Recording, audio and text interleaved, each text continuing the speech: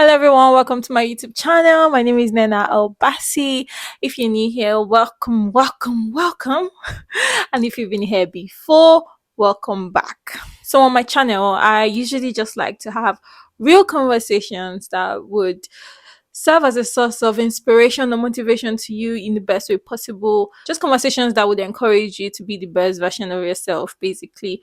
And to be honest, when I speak here on my channel, I don't speak to the wider audience. I actually speak to myself, honestly. And most times I understand that saying things out of experience can also paint a picture to people just to let people know that things are possible. I don't know this, but I'm actually super introverted, but I feel like there is a lot that I can speak about or talk about that would really help you, that would really help me. And yeah, if this is the type of content that you like, please do not forget to subscribe to my YouTube channel, like, share, and comment. And yeah, let's get right into the video. So today I want to talk about the easiest ways to be broke. We know how difficult it is to actually make money and get money, but it is actually not hard to spend this money. It is not difficult at all. And if you're not careful, you can fall into debt. And falling into debt is like the most easiest thing that can happen, and it is actually the worst thing because it seems like you're working so hard, so much of your money is coming in, but as your money is coming in, it's going out because you're trying to settle a lot of debt, and you really don't need this, to be honest. You know how you need money so badly and you don't have that money at that particular point in time, and you borrow the money. When you borrow the money, it feels like sweet money, yeah, and then it's time for you to pay back, and then you don't have that money. You're literally owing, so you are now in debt. So that's how easy it is for you to be broke. You already have those like compulsory bills that will go out, that those ones that you can't do without, you can't live without, which is like your rent, your electricity, your water, Wi-Fi, let's say phone bill, like your credit, and then feeding. And then you have the unnecessary ones like when you have debt to pay. And having debt to pay is actually the worst thing that can happen to you. So I I just wanted to come here to say it's actually very easy to be broke if you're actually not very careful. Right now, I just actually want to talk about the reasons why you might be broke. I actually want to break it down into two sections. The first section is the not so popular reason, and the second section is the very popular reason. So, my first major not so popular reason, oh my god, that's a mouthful. My first not so popular reason why you are broke is because you are not planning your spending. What do I mean by this? Let's say you get paid £1,000 after tax at the end of the month, and then you have, let's say, £500 that goes into rent, feeding, accommodation, like it goes into all your bills. When that happens, what are you doing with the remaining £500? Do you just leave it in your account, or you actually write a list of things that you need that money for? So what I usually do is that before I actually get paid, because chances are you already know what you're getting paid, right? You do a slight calculation. Okay, I get paid £1,000, and then once I take out my feeding, rent, phone bills, Wi-Fi, water, like what all the compulsory bills. Once I take it out, it's like £500, right? Subtracted. So I have £500 at my disposal. So that £500 is actually the money I have in my pocket, free. So what am I doing with this money? So let's say you take out £200 as your savings, and then you have £300 left. Now this £300 could go into anything. It could actually be the money that will sustain you throughout the month till your next paycheck, or let's say you have to pay some people some money, then that goes out. What this does is that even your unnecessary expenses that you didn't budget for, you didn't plan for, comes up, and then you check your account, and you are saying that the money at your disposal is not going to be enough to actually finance these expenses. You can actually put it on hold because you didn't plan for it. Also, this also helps you to be able to plan for your next paycheck. Like, okay, so let's say you want to get a shoe and you've already looked at the money you have. That money is not going to be enough. Once you pay for that shoe, you can actually say, okay, maybe I can bring out like £20 this month, bring out £20 next month, bring out, like, you're literally planning for the shoe that you want to get. That way You still have some money in your savings. You are actually not running into debt because you're trying to buy a shoe. You're actually not broke and you're not waiting so bad for your next paycheck. So honestly, like I think we should actually like take a chill pill most times before our salary is coming or before our paycheck comes in.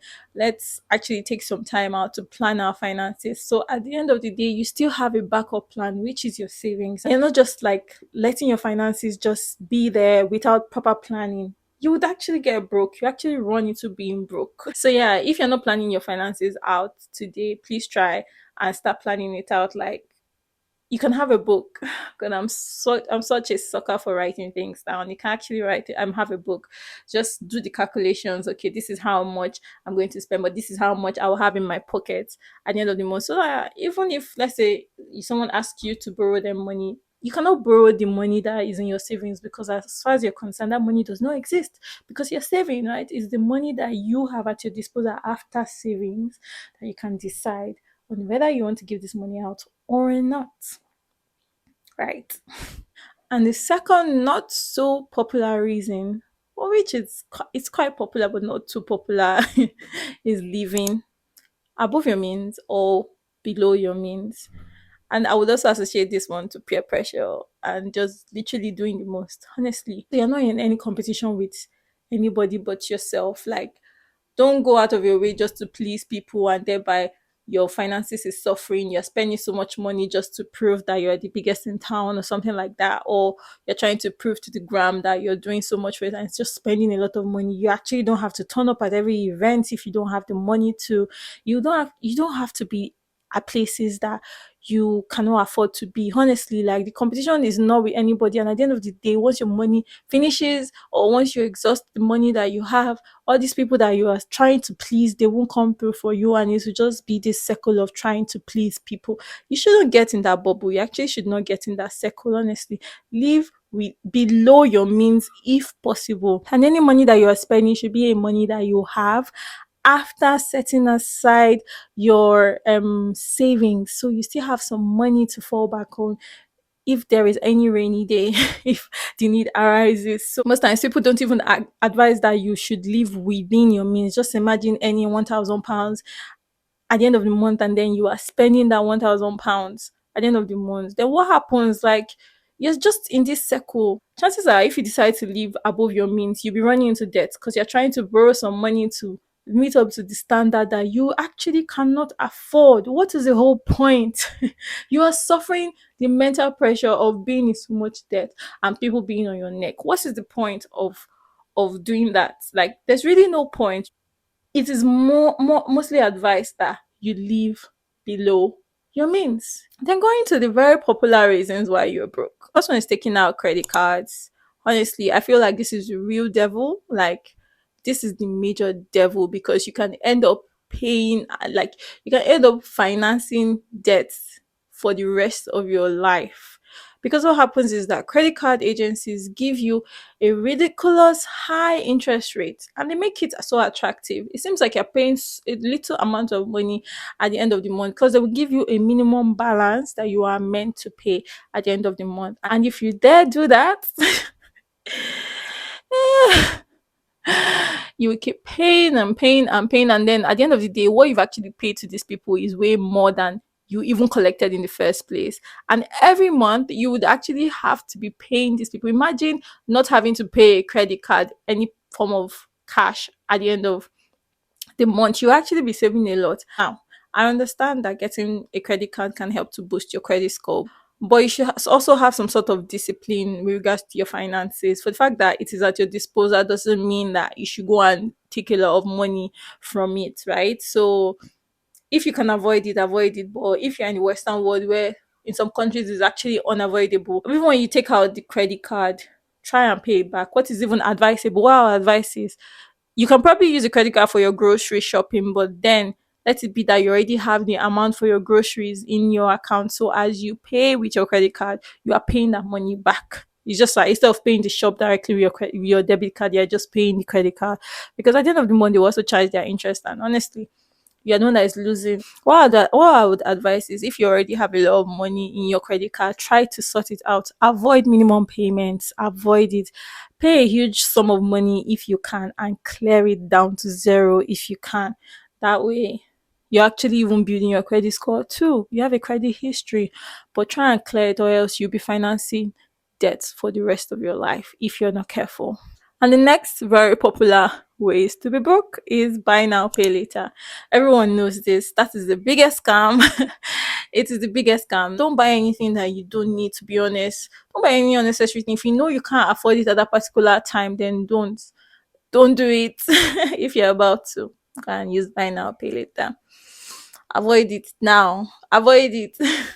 This video is not to invalidate people that didn't choose to go into debt. Like, I understand that there are certain people, let's say, in the process of trying to get their, if you live in the UK, you probably would understand what I'm trying to say, but in process of trying to get their sponsorship here, they ended up paying a lot of money, and just because they couldn't afford that amount of money, they borrowed it, and then they are in debt and trying to pay off this debt. Like, things like that, they're actually beyond your control. And I understand that. But if you know that it is within your control, you can actually avoid falling into debt or taking out loans or anything like that. Please, by all means, avoid it, and don't get involved. Don't get your hands involved in this sort of thing. Like, you really don't want to be in debt. It's actually very easy to get broke. So choose wisely. Do you want to be broke, or you want to be a baller? I want to be a baller always. Anyways, guys, we've come to the end of this video. If this is the type of content that you like, please do not forget to subscribe to my YouTube channel, like, share, and comment. And yeah, I will see you in my next video. Bye.